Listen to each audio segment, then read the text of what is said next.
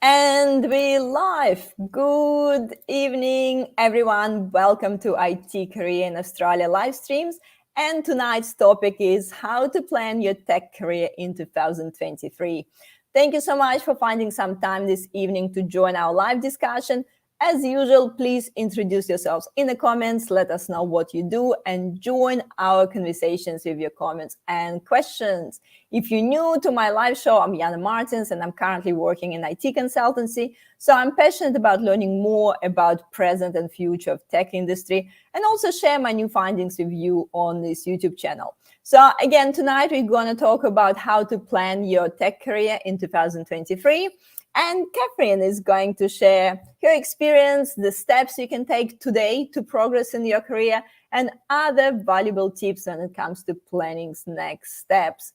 So pretty valuable topic now when we're coming close to Christmas. 2023 almost here. So please make sure to tag and share this video with your colleagues and friends who need to hear this.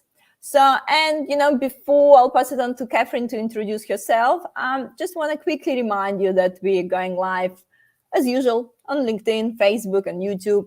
So if you want to watch replays, please subscribe to my YouTube channel, IT Career in Australia. I'm going live there every Wednesday, 5:30 p.m. Melbourne time, with various experts from my network.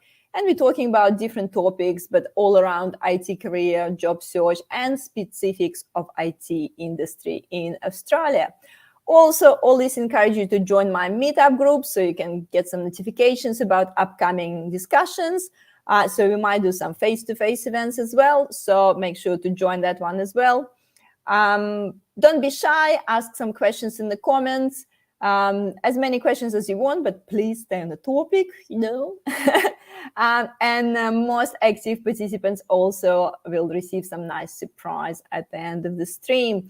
And always encourage you to participate, and because you can use these live streams not only the way to gain some information, but to network with people in the industry as well. So can't see your names in the comments, guys. Please put it in the comments because I can see you watching, but I don't like that you're not saying hi because I don't know who's here. So that's basically enough of me. Passing to Kathryn to introduce herself. Thank you. Hi, everyone, and thank you so much, Jana. Really looking forward to this great live this evening. So hi, everyone. My name is Kathryn Palmer. I'm a career coach. My background is predominantly sort of in HR and recruitment across a number of different industries, including tech, fintech, and professional services. So I've got some, and what I love to do with my clients is really sort of help them with my backgrounds, a career coach with HR and recruitment experience. So sort of giving you insights and tips from what employers and that sort of thing are looking for when, you're job searching or planning your career and things like that. So I love sharing that extra value to my clients. So Perfect. we've got one person that's commented so far, Jana. Yeah. So we have one live on the call. Yeah, Smile is here. Smile is a regular. Thank you, Smile, for saying hi. I'm glad. glad to see you here today as well. So guys, again, please say hi. It's always nice to see that you're here. So Kathryn, I guess you already kind of touched on about it, but my usual question is always why this topic? Why are you passionate about this topic? Why you want to talk about planning your tech career in 2023? Yeah, it's a great question. I think the thing is, not many people actually plan their career. Like if we sort of think about it, back at university or school or anything like that, it's not actually taught. So that's why I just see a real sort of gap there that, we could sort of get 10, 20, 30 years into our career and then sort of start asking ourselves questions about, is this it? Am I still here? Why haven't I progressed? And things like that. So I actually did a poll a little while ago, Jana, and I wanted to talk about that. It just really gives a different sort of perspective of a few sort of different insights I guess, we want to ask people who join us. Obviously, Yeah. Smail is here. We'll ask Smail at least. If they have a career plan, yeah. Because I've noticed myself quite a lot as well. I ask people at work all the time. I do like a one-on-one catch-ups with the team, and I always ask them, like, what is your who you want to like, where you want to be in 5 years? And exactly. Not that many people can give a solid answer that, like, I want to be that in 5 years. So people kind of, like, maybe this, maybe that. I haven't thought about it. So guys, so whoever's listening to us, do you have a solid career plan? What's what's your story? So Kathryn, you start talking about the poll. Yeah, I actually did this really sort of interesting poll on LinkedIn a little while ago. And, if I'm honest, it was a little bit sneaky. The question that I sort of posed was, unfortunately, it was a bit of a lie, Jana. So I sort of prefaced the sort of post on LinkedIn. I said, I'm planning an overseas holiday to Europe in 2023. I want to go for 8 weeks. And here's a whole list of the things that I'm thinking of doing, accommodation, flights, sightseeing, all these sort of things. How much time do you think I need to research, plan, and organize an 8-week trip around Europe? So sadly, I'm not going to Europe, or I might be, but I don't have any plans yet. But the results were really, really interesting. So basically what it was saying is that most people, so you can sort of see, most people, 55% said that you should take 6 weeks or longer to plan, research, and organize an 8-week holiday around Europe. So why do I think that's interesting? Because that's an 8-week holiday. It would be bloody amazing, but it makes you sort of think, how long have you spent to plan your career? When we think about it, we spend, typically 45 years plus, maybe a little bit more, maybe a little bit less in the workforce.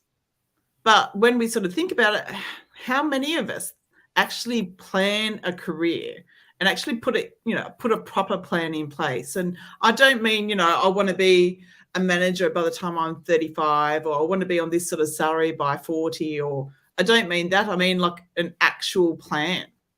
So I was actually quite surprised, and that's why I sort of did it as a bit of a sneaky sort of poll, because I think if we sort of think about it and be honest with ourselves, we probably spend more time researching a holiday, or researching to buy that new fancy TV, or a new mobile phone or something like that. So and if we look at the numbers here, Kathryn, it's like basically 75% of the trip, go in the planning. So you plan as long as 75%, as the trip is. So if you're spending 45 years in the workplace, so it means like we need to spend 30 years in planning.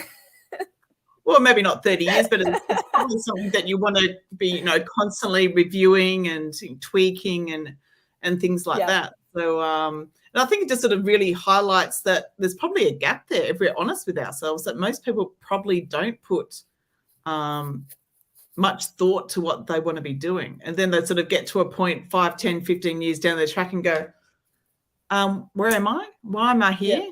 I don't really like what I'm doing anymore, because they haven't sort of put that plan in place.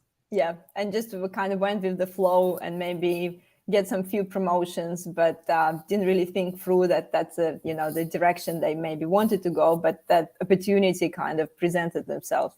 Yeah, absolutely. Smail actually have a few answers here. He's saying, yes, changed career last year from BDM to IT. Now I still have 1 unit to finish my master of AI and want to be a data scientist. To get there is not an easy process. I find it very hard to find jobs for junior data scientists because domain knowledge is a must. Sounds like a solid plan here. Yeah, no, that's great. Good on you for putting that together and, studying your masters. Wow, that's pretty impressive. So good on you for doing that. and sharing that and Simon saying, I think 5 years plan are potentially flawed because we link this to a sense of fulfillment or achievement. And if we don't achieve it, then what? Is it scary, to put the 5-year plan? What's like, Kathryn, what do you think? What sort of, how long the career plan need to be? I think it's something, that we need to be reviewing constantly, like any sort of plan, about, health and fitness, going to the gym or losing weight and things like that. Sometimes, and, the same as like KPIs that you may have that your boss has set with you as well. It's about reviewing them and refining them as time goes on, because your goals and things might change. Like, when you're 21, you think, I've just finished uni, I want to get a job, and I'm happy to work really long hours and travel the world and travel 90% of the time. And you go, and at that time, that's what you want to do. But then 5-10 years later, when, life stages are changed and different sort of priorities, family and kids and all that sort of stuff, is like, okay, that's not what I want to do anymore. I don't want to travel that much. I want to be at home more. So it's about, refining it on a regular basis to make sure that it's still in line with what your goals are goals and values are from a personal perspective as well. So I think that Simon's suggesting to replace this question. I think the question should be, what makes me happy and fulfilled now, and how do I get to do more of that in my work life, and can that pay the bills? Yeah, absolutely. And that's part of what it is as well. You don't want to put a plan in place and you think, what, this is a really silly example that I use with many of my clients as well, is that, these are the sort of things that I love. I love, selling chocolate to rabbits or something, but is that really a job that's out there, and is that going to actually pay the bills? So it's about sort of having a common sense approach to it and sort of saying, if this is going to make me happy, is that going to pay my bills? And is that going to fulfill me in other areas? So it is, a holistic sort of review, and really thinking about all the different areas of your life, what's important to you, what you love, what you value, what you're good at, and what's going to pay the bills at the end of the day. So absolutely. People just, it looks like people are really passionate about that question. Gary is saying, as a designer with mounting experience, I was increasingly placed in sales roles. These days, with the 30 plus years in industry, it's hard to keep employed in the industry. So, and I think it's a really good point, because one of the other things that I have seen especially from a HR perspective, is that I think there's a belief, especially maybe early on in people's careers, that it's, HR's responsibility or the company's responsibility to plan your career or look after your career development and look for training courses and all that sort of stuff for us, whereas it's not. And I think there's that sort of big misconception out there, and not everyone thinks that way, but it's our responsibility.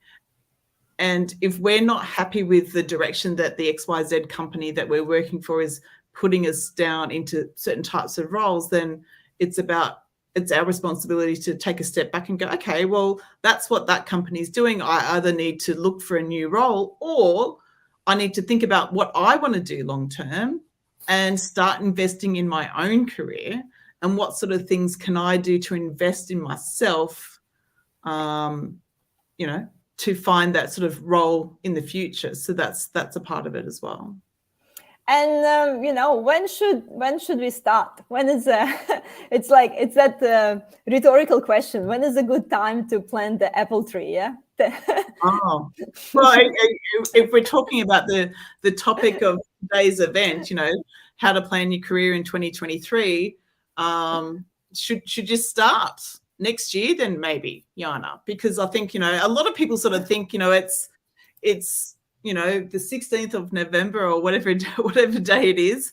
And, it is common for a lot of people to start thinking, okay, I do want a new career in 2023, but, it's coming up to Christmas, it's Christmas parties, and, I've got to organize. Yeah, who cares about career for Christmas? Career. So I'm probably, and then school holidays and all that sort of stuff. So I'm going to wait till like the 1st of February when school goes back, the kids are out of my hair, and I can focus on my good old career and see what I can do then. However, if you sort of take it from a different approach, between now and the 1st of February, there's actually 77 days. So, and if we take away the weekends, sure, that's 22 days. So there's actually 55 days in total between now and the 1st of February. So think about it from a different perspective, that what can you achieve in 55 days?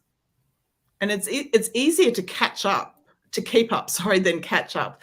Taking your foot off the accelerator will only get what we've always got. So if we're wanting a change, then we need to take some action.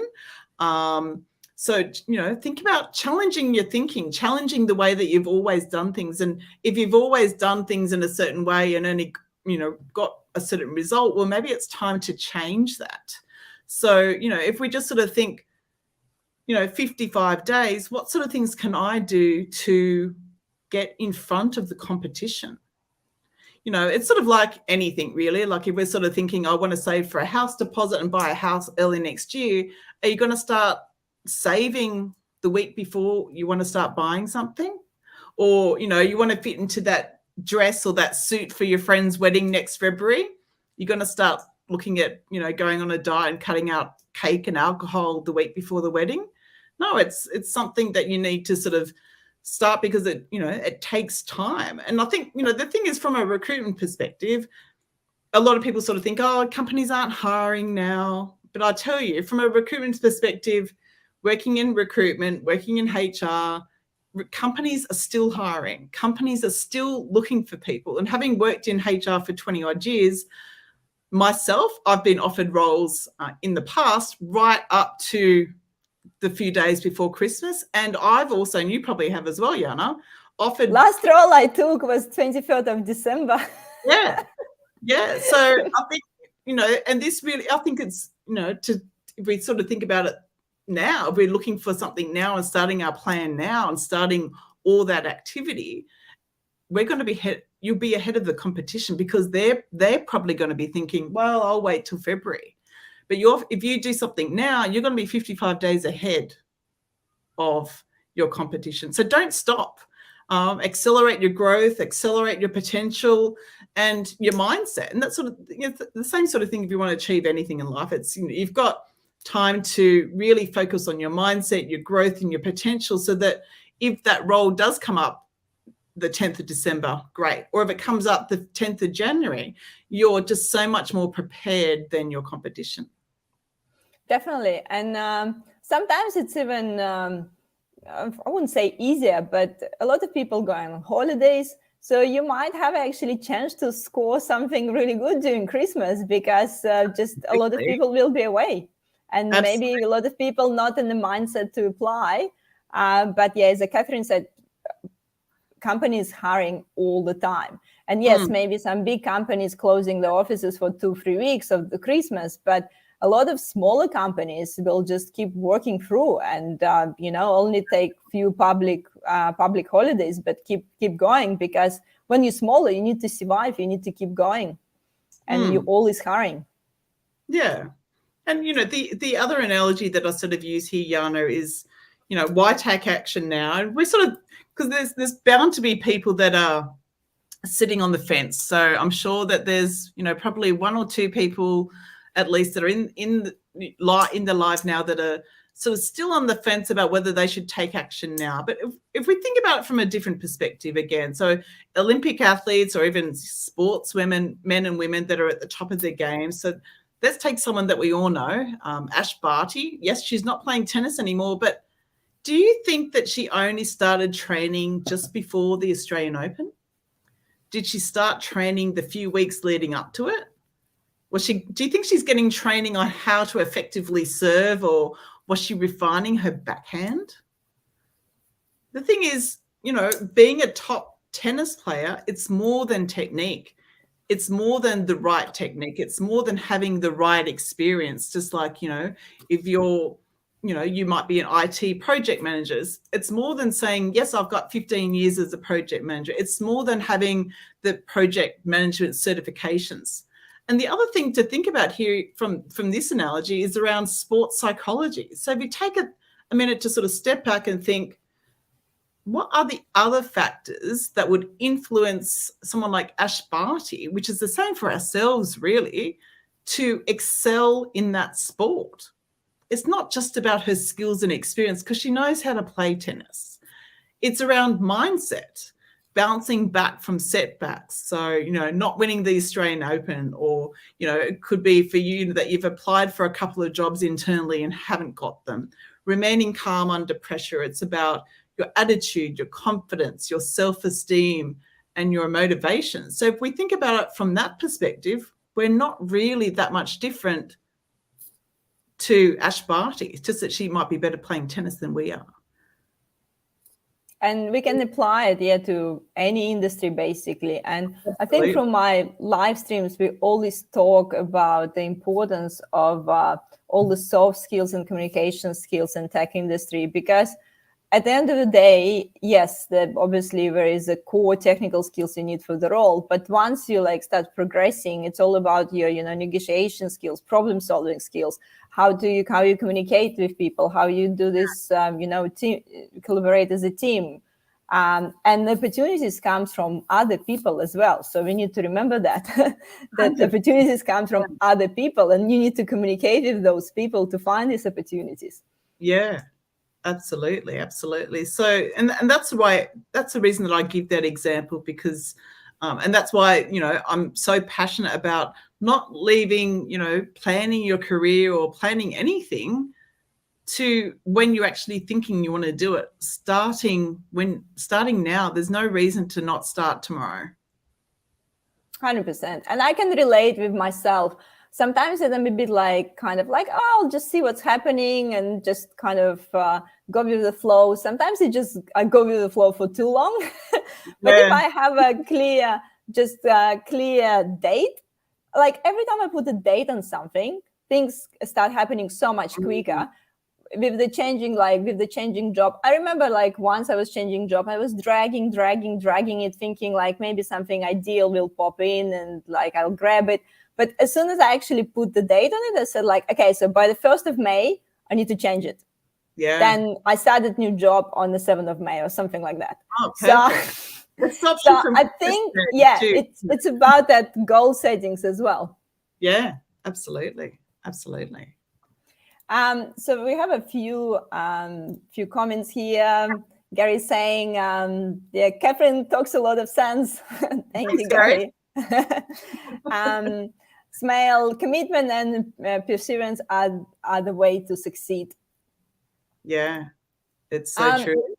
And being consistent. Yeah, absolutely. It's just sometimes it's, it's not going to go the way that you want, but it's about, taking a step back, taking a breather and starting all over again. So absolutely.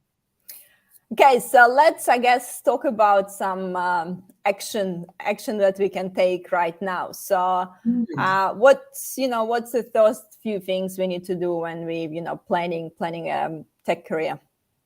Oh, great question. And I think, one thing that I just wanted to sort of revisit that I briefly mentioned before, that one of the biggest mistakes I see people making when they're planning their tech career is that they believe that companies looking after them from a career development, career planning perspective.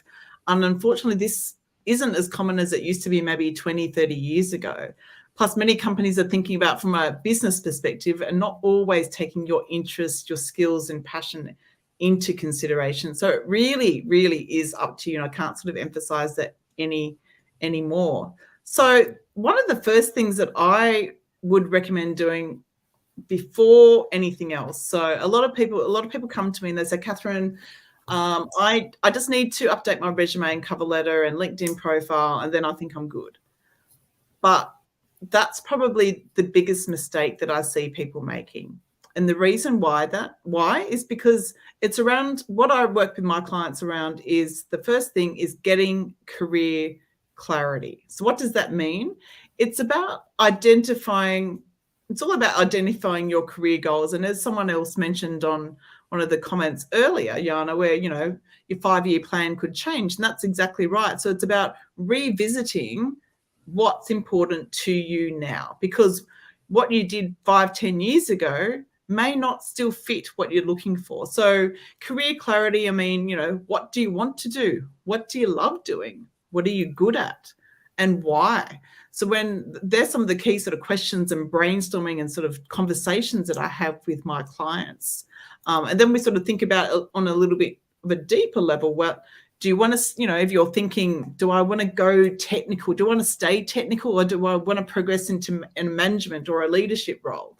So, and then sort of also looking about the types of companies, the types of cultures, the types of managers, and, even more so part of, post the pandemic, what sort of hybrid sort of split am I looking for? Do I want to work in the office 5 days a week, or am I looking for a 50-50 split?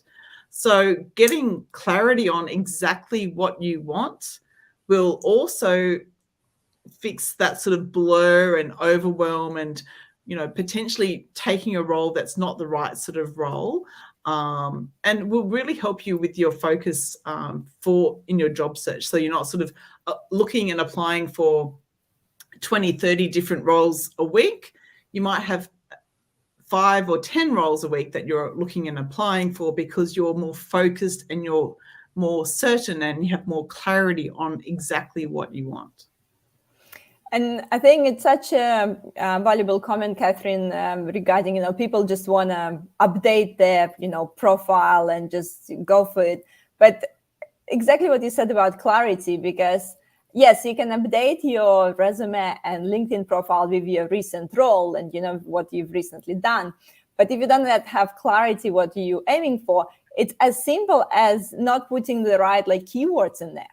Because you might, want to be, DevOps engineer on AWS, and everything you've done was your last role was in Azure, and recruiter will be looking for Azure, and you want to be an AWS, and you just simply didn't put it in your profile. That's actually you want to go in that direction.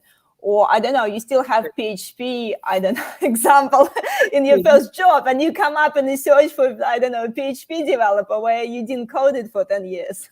Yeah, exactly. So I think having that, because sometimes, a lot of the people that I've worked with in the past and some of my current clients, when we sort of start talking about, what they've done in the past, and some, we've all made the odd mistake with taking a role that we probably shouldn't have. But if we don't get that career clarity, what happens sometimes is that we're in the XYZ company, and that's where we are now. We've got good pay and all that sort of thing. But then if we don't get career clarity, what often happens is that we get the same type of job, just with a different flavor. And then 6 months in, we're sort of thinking, oh, this was a mistake. But then you feel like you've got to stay there because it will look bad in your resume. So another year and a half of, wasting time, when if you spent that time and energy up front to get really clear on what you want, it would be a totally different outcome. Yeah.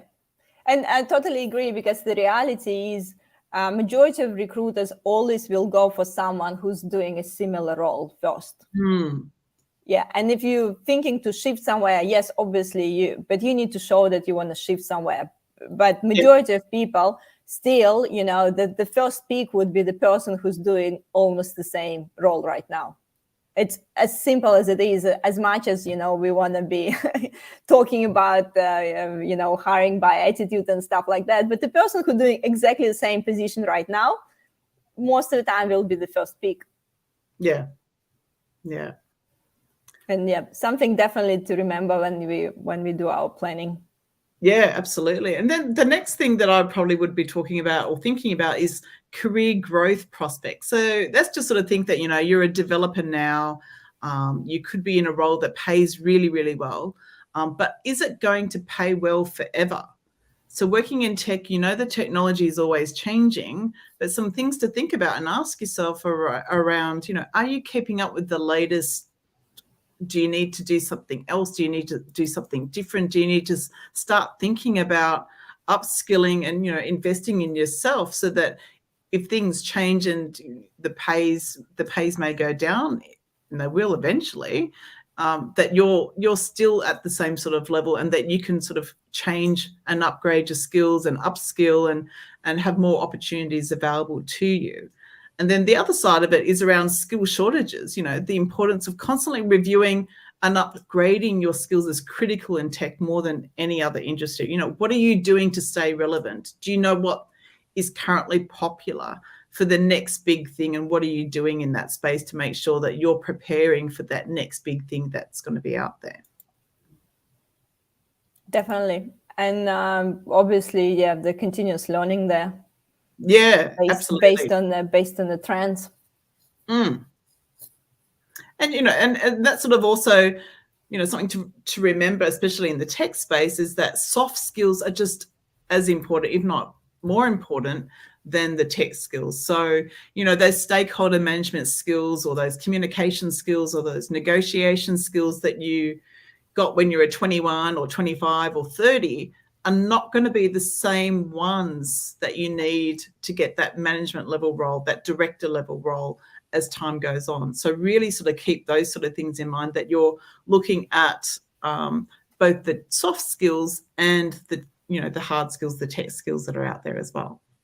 Yeah, definitely. And I think, also with this continuous learning and career clarity, I think, what's important when we're looking for the trends, don't just maybe jump to next shiny thing. And that's what I think some people do. Like, they look for a trend. Oh, Kubernetes will be really popular. I'll just learn Kubernetes. But I think if we're missing that first step of getting clarity, we can't really set that, continuous learning plan, because we might just end up to jumping in the next shiny thing.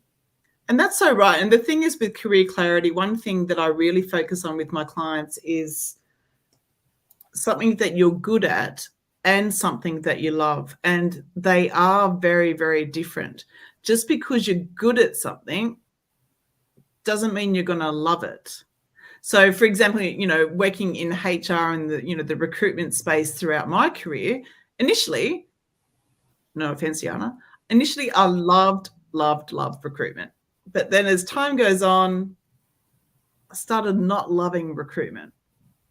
But it's something that I'm really good at. And I got lots and lots of feedback, recommendations, and even in one of the roles that I had where I was head of HR for Australia for a global fintech business, my manager, after a couple of months of being in the role, said, "Kathryn, you've got some amazing feedback for all the recruitment you're doing. We'd love for you to take on all of Australia's recruitment as well." And I thought, so I'm good at it, but do I love it? And things can change. Like, just because you loved it when you were 25 doesn't mean you're going to love it 15, 20 years later. So that's something that I really work with my clients with as well, because just because you're good at it doesn't mean you should do it. You've got to love it as well, because you're going to be spending a long time doing it. So we're going to want to make sure that we love it as well. Yeah, that's, that hard balance sometimes. What's paid money, what we're loving, what's current, balancing everything. Exactly. Manju has a good question. Great points, loving this. I have a question. How do we evaluate ourselves time to time that we are updated with the tech skills? So I'm reading that as evaluating your skills, evaluating yourselves to ensure that you're up to date. Yeah. Is that what the question is? Yeah. So So I think it's about, having a look at maybe job descriptions or ads for roles that you're interested in, to sort of see what sort of level of skills that those sort of roles that you're interested in, or maybe even, start with roles that are similar to what you're doing now. So at least you can sort of get an idea of, if I had to find another role tomorrow, am I at the same level that, other roles at the same level are asking for? That's one way of doing it. And then if you're sort of thinking about, what can I do for that next level role, look at ads and that, job descriptions, or speak to people in your current company around, what's required for the next level, and, where are those gaps, and put a plan in place to, update your skills to make sure that you're at that level for that sort of next level role. And I also have advice that a lot of recruiters are going to hate me for that advice, but you can go and do some interviews too. Yeah, that's true. Like, even HR. if you're not changing the job, like you can actually go and, see some technical interviews and see how you go. Yeah, recruiter's going to hate me because you're going to pull out after the interview, but but that's the reality. If you want to benchmark yourself, you can definitely do it. But then it's quite interesting too, because in a different company, the interviews could be so different. You might be, not passing this, but pass that. But that's something you can do just for, absolutely. Exercise. Absolutely. And I think, that's a good sort of segue into the next sort of section as well, Jana. We have one more question. So, people, yeah. Smail is asking, what do you do if you get an offer for the role you want, but for less salary? Take it and then renegotiate the salary later. Or, well, I think if they've loved you so much, Smail, during that interview process, there's always some negotiation that you can do and say, look, I love the role, but, the other roles that I'm going for are paying a little bit more. Or you can just say no and just it's practice. Unless it's like, the best job in the whole entire world. Or maybe it's a completely remote role and you're looking for remote, and then that might sort of give you some flexibility with what there's just so many factors, but if that's you can look for other benefits as well. So because it's, sometimes it's not just the salary itself, maybe you can ask for some, I don't know, share options. Yeah. A lot of companies do this scheme, or like, I don't know, like whatever, salary sacrifice or health insurance. I don't know. There is something else you can negotiate there. Do a course, and then then you don't need to pay for the course to upskill for your next job after that. So there's just so many things that you could think about there. Yeah, or you can say like, look, I'm happy to take it, but let's do the salary review in 6 months or something. Exactly. Yeah. Yeah. So I think there are options there. I think maybe one of the things is not looking at that like a black and white. Yeah, that's true. Because there is so many options there available, where sometimes we probably just get too caught in the number itself. Yeah. And it just depends on how much less it is, as well. Like, there's some roles, I've had roles in the past where I've got to pay for the tolls and, the M2 and back, which is like $30 a day. So that adds up quickly as well. And it might actually be more or less, or anyway. So there's just so many factors there. But think about, the thing is, it's about clarity, Smail. It's about getting that career clarity around what's important to you. And that will sort of help with your decisions around what sort of roles to go for. Because if you get that career clarity, maybe you wouldn't even go for that role. Yeah, and I think exactly, Kathryn. I think it's a really good point, because if you have a real clarity that job that you want will bring you to further opportunities, you probably just in no time, if you're passionate about it, in no time you will be getting back to your previous salary, because it's something you love doing, and we're usually better doing something that we love. Exactly. But great question though. Thanks for that. And so what's next? So we basically, did all of this. We get some clarity, get some career growth prospects, thought about our learning plan. So what we're doing next from there? Well, it's all about starting to develop a plan. So you've got your goals. Now it's about putting a plan in place, short-term, long-term, having a plan that helps you stay focused. And the thing is, don't stress that if your plan doesn't go 100% to plan, because that's life. And I think, if you look at some of those little things that you might see on LinkedIn or people's posts from time to time where, from a career progression perspective, they might sort of think, oh, it's just going like a straight up. look at how, from an external person's perspective, they think, oh my God, Yana's just done so well. She's just quickly got to this head of role and look how amazing she is. But if you sit down and have a coffee with Yana, she might sort of say, yeah, but it went sort of here, then up and down and up and squigglies around and all that sort of thing. So just like anything in life, there are a number of ways to get there. So don't stress. Don't stress is the sort of top tip there. The next one is around finding a mentor. Finding someone who has more experience than you in your field of work and whose career has taken a path that's interesting to you. So they can also help you identify the skills that you might need to work on, so that can sort of help sort of formulate the plan that you need to get there as well. And you know, that topic of the mentoring coming up with a lot of my live streams as well. And a lot of people who was talking about their career transitioning and, you know, how they get to their roles, they always talk how mentors help them on the way. Yeah. So, and how that accelerated their journey. So I think we kind of like forget about how powerful it can be. Yeah. When you actually have someone to ask those questions, you know, guide you through, and how powerful it could be compared to any, you know, accreditation, certifications and courses, when someone with real experience can guide you through some of your questions. Yeah, absolutely. And, you know, I've had mentors in the past as well. So 100% they are just so valuable. So that's something that is something to think about as well. The next one is around start acquiring the skills you need. So like one of those questions that we had a little while ago is around, you know, evaluating yourselves based on, you know, the role that you're in versus the role you want to be. You know, what sort of things do you need to do, and put a plan in place on the skills that you might need to improve in.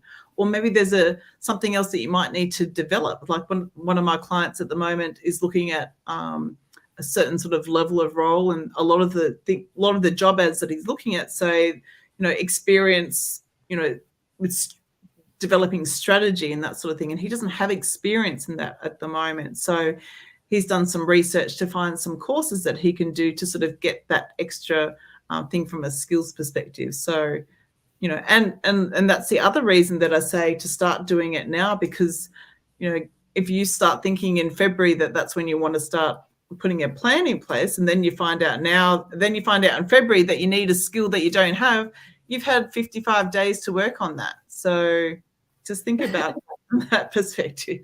So if that's not motivation enough, I don't know what is. No, exactly. And I just want to quickly share one thing. You know, you were talking about, you know, the finding this, understanding what skills we learn. And what we need to maybe transition to another role. Guys, I have a lot of live streams. Actually, I've been talking a lot with the people who transition from, you know, one role to another. So I would really recommend, like, you know, if you're thinking to move from particular role, for example, you know, last one was Anurag, who was talking about moving from like testing to DevOps, for example. If that's exactly what you're looking for, reach out to those people. Yes, it's, you know, again, about looking for the mentor. We're just sometimes too scared to reach out to people and ask them questions. But like, you know, even if you like go through my YouTube channel, there is like plenty of examples of people changing from like, you know, sales to software engineering, or I don't know, like going to testing and stuff like that. So you're going to find exactly someone who did the same and reached out to them. And then you don't, like, you know, like, again, you have a mentor and you have someone who can actually share what struggles they had and, you know, guide you through. So I guess, again, like, just don't be scared to ask for help. Yeah, absolutely. And I think the good thing with those sort of, you know, the mentors or asking other people with more experience those questions, often you can learn from their mistakes. So they might have said, look, you know, Yana, I did exactly what you're thinking of doing 5 years ago, and it took me 6 months to figure out. Here's the quick 5-minute plan of what you need to do, rather than waste 6 months of your time. Do these 5 things. Yeah, no, for sure. Learning from someone's mistakes is great, because it's funny how, like, most of us, we kind of go through similar kind of thinking processes a lot, especially when starting something out, similar thoughts will come to mind. And he's someone who did it like 5 years ago. How great is it? It's like you can see the future. Exactly. And, like Smile is saying, time is money. It so is, Yep. Absolutely. Yep. It's something that you can't do anything about. So that's great. So what else we have on the list there? What else we have? The next one is around job shadowing. So it's around, job shadowing someone in a particular role is also a great way to get knowledge about an option whilst already observing someone that's already in the role. So this is typically, in your company that you're in now. So there might be someone that's more senior in the department that you're in, or in another department that you're interested in. There might be some aspects that you might be able to shadow them in a particular role or particular aspect of a role to get a little bit of an insight about what it's like to do that sort of thing. So that's another great way. The next one is around working on your blind spots. So we've all got them. So don't say that you don't. We all have at least one or two. And what I mean by that is get feedback, with most companies, and if you don't, you've got performance goals and all that sort of thing, KPIs to achieve and that sort of thing with your manager. Get feedback from your manager and review it with your manager and say, that you want to work on those blind spots. Get that feedback and be prepared that, it may not be delivered in a shiny, rainbows and unicorns sort of way, but this is the best way to sort of grow. So get some feedback from your manager so that you can work on those blind spots. I think we just got distracted by Snail. He's saying, no, Jana, you didn't bring any data scientists or AI specialists so far. Here we go, Snail. Send me a link. I'll bring them up. If you know anyone who had an amazing career in AI, send me a link. So I'll post the question. Make sure to get someone from the AI or data so that they can talk about their career. It's true. True. I don't have anyone. But maybe Snail's got some contacts. But that's something that we can sort of definitely. That's part of the next. There's a point a little bit further down around that sort of thing as well. But the next one is around seeking opportunities.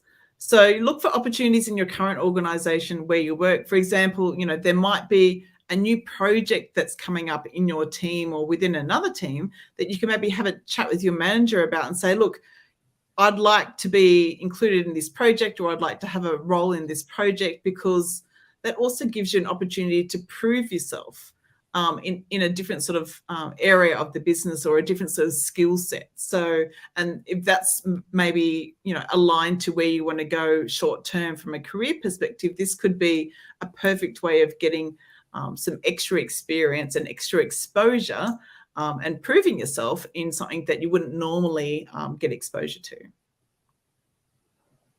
Definitely. We have I'm just like looking at the time and looking at the questions and looking at the time. So I think we can take one more question and then finish few of the points. Let's do an easy one. Do the easy one? Yeah. My God, it's like Manju have like two difficult ones. I know. So, okay. So I think if we start talking about quiet quitting, that's like the whole different topic. I feel like it needs to be a separate live stream on this one, on the quiet quitting. That's actually a good topic. We definitely need to bring one. I've done a LinkedIn Live on that one, so we can have a chat and maybe bring that up as another one later, Jana. Yep. I'll post the link on your previous one to have a look. Manju, okay, so another question from Manju. How to overcome the boredom, midlife crisis, retirement mode, start from 40 nowadays? And final question comes to it. Is it really required to upskill my tech skills now when I'm about to retire? That's a few questions in one, Manju. That's a bit tricky, a bit sneaky of you to do that. I suppose it depends on when you're planning on retiring. And what does about to retire mean? Is that like next year? If you're looking to retire, next year, then maybe not. But, if you're looking to, if you're, it's hard to really say, starts from 40. So if you're 40 and you're planning on retiring at 65, then probably not. But, if you're planning on retiring next year, then maybe you don't need to. But it's hard to know without sort of a few extra pieces of information there, Manju. But and then looking at the overcoming the boredom and midlife crisis, big question. We probably don't have time to go into all of that, but I think it's also about finding things that are important to you outside of work, because if all you're doing is work and focusing on work, and I think during the pandemic, a lot of us are guilty of work, and because we couldn't go out. But maybe it might be time to sort of reevaluate and think about, other things outside of work. And that's one of the first things that I do with my clients as well, is we look at all the other aspects of life, because career and happiness in our careers are not just around having a good job. All aspects of our life touches on everything else. So that's something that we work on as well. Definitely, yes. It's a the big question, Manju, obviously, and good point about when you're actually planning to retire, because if you can retire in like few years, and you know that your job still will be relevant in a few years, why not just chill? Consider it a hobby. But so there probably very so many different scenarios there. Oh, absolutely. Or if you win lotto tomorrow, then you might retire tomorrow. And don't need to worry about your technical skills, Manju, thank you so much. Great session. Kathryn, yes, so I'm just obviously cautious about the time. We already passed 50 minutes, but I think, so let's just come back here and maybe just pinpoint the most important things what you already mentioned and wanted to mention. So what is the most important things, I guess, when we're planning that career for next year? Yeah, so the ones that we've gone through, it's putting a plan in place, a mentor, acquiring skills that you might need for that next role, and really sort of thinking about and looking at those sorts of things, looking at your blind spots, looking at opportunities within your existing company, and network. One of the most undervalued things is your network. And I'm not talking about your network to get onto this live at home or in the office or whatever.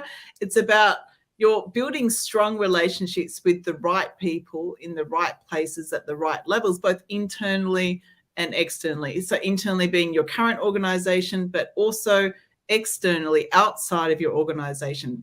So participating in industry events or groups. The larger your network is, the better it's going to be for you in the long run. And that's one of the key things that I work with my clients on. But network. One of the events that I did a little while ago on my page was your network is your net worth. It's a bit of a mouthful, but it just is so, so important. It's one of the most undervalued things out there. So that's the other thing. I think, just quickly to touch on the last two, Jana, just like another minute or so, personal brand. So personal brand, personal brand is both internal and external. Internal from how people within the business perceive you, how you act and how you behave when you're at work. And then the external brand is how you perceived within the industry. How do you present yourself in the industry, in the market? And that's another key thing that you can do. So a couple of my clients are doing a lot of work in that space to sort of become thought leaders in their particular industry, or the go-to guy. One of the guys I'm working with, he's a IT project manager, and he wants to be the go-to guy for XYZ type of projects in the IT space. So that's something that we're working on together. So there are a couple of things that, we can sort of talk about as it goes on. And if people are interested, happy to have a chat with that. But they're just a couple of other things to sort of think about. And then obviously the last one is obviously important as well there, Jana, a career coach that can help you move forward faster. Yeah, definitely. And, we always, I think with the coaching, it's always important to remember, yes, we can all go and right now implement all these things, like start looking for clarity, start taking the steps. And you can get from point A to point B. But if you want to get from point to point B, you can just hire the coach and do it quicker. So there is no right, wrong answers here, but there is definitely, again, like time and money, and as Snail said before. So that's basically, the choices we can make as well if we wanna get that clarity quicker. Yeah. And that's why Kathryn has also a little giveaway for everyone who's been listening to our live stream today. Kathryn, do you want to tell us a little bit about, what you do and how people can connect with you? Yeah, for sure. So, I work with corporate professionals across a number of different industries. Most of my clients are in the IT tech space. And it's all about, finding what you need to do, getting career clarity, and putting a plan in place to fast track your career. And that could be, looking at that next level role, or what sort of skills that you need to do to prepare for that next level role now. So it's all around how a career plan can help you in your career and to move forward faster. So if anyone's sort of thinking about, that next step and what sort of things they need to do, or how do I go about it, then I'm happy to have a career strategy conversation with you, completely complimentary for people that are on this call. There is a link that we can share, and I'll just pop it in the comments right now. Here you go. Yeah. And I've got a few sort of slots available this week. And if I see that they book up really quickly, you can always drop me a message via email or give me a call on the contact details that are there, and I can find another time for you, and I can make some extra time slots available if that's necessary. So guys, don't hesitate to contact Kathryn. I think there was a few questions we hadn't a chance to answer. Like, Manju, you have your questions about like the quiet quitting. So if you want to reach out to, and Barrett, we didn't have a chance to answer your question about, data science job, after finishing masters. So feel free to use that link to pop some time with Kathryn and ask your questions. And again, I'm encouraging you again, don't be scared of asking for help. Sometimes we just thinking that we need to do something, want to do something, but we kind of cringe about the idea that we can approach someone, and there's a lot of people who are happy to help. So, and of course, guys, if you're enjoying our discussion today, please make sure to like this video, share it with people who need to hear this, because that makes me feel good, and I feel like I can, keep going and bring more people to the show and discuss more topics. Always feel free to connect with me on LinkedIn if you hasn't done so, and also let me know if any particular topics you're interested in, or maybe you have some speakers in mind that I should interview. So next week, it's Wednesday, what's the date? Wednesday, the 23rd of November. I'm going to speak with Orad, and we have quite a specific topic actually next week on Wednesday. We're going to talk about Kanban and how the Kanban system can boost your IT career. So Orad is a accredited Kanban trainer and agile coach. So he basically gives an example how the Kanban helped him to accelerate in his career. And, I guess Kanban getting more and more popular in a lot of organizations as well.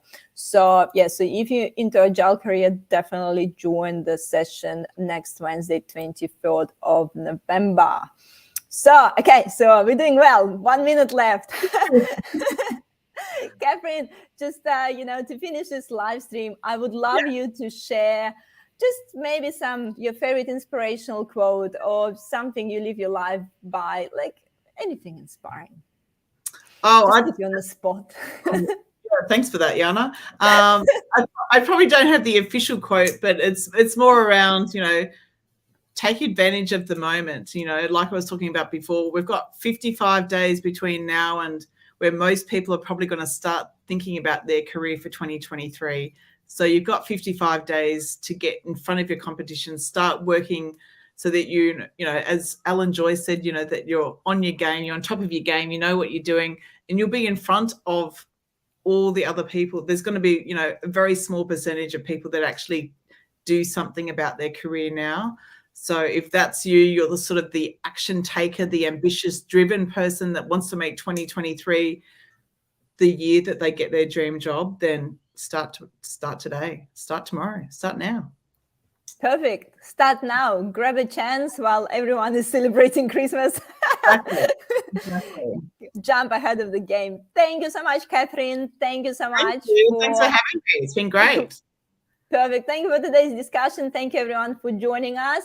Feel free to reach out to me and or Kathryn on LinkedIn or on any other, you know, social medias, phones, and mobiles.